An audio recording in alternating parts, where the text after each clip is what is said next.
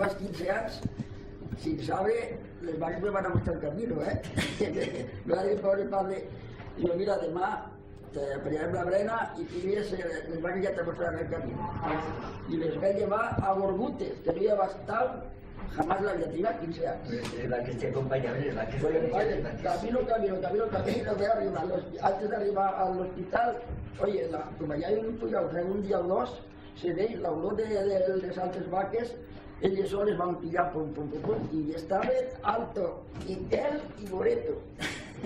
Ya de tus imágenes,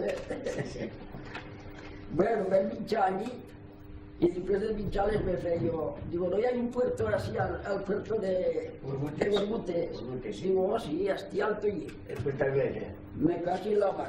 Me dejé hasta allí la mochila y me pillar, pum, que fui alto a Borgutes. Arriba allí me voy a quedar parado. A verlo.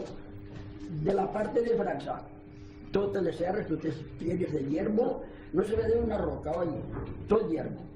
Y el camino de la parte de Francia, se puede ir una vez un coche, un 4x4, puede ir hasta la misma que esta de Brigada España.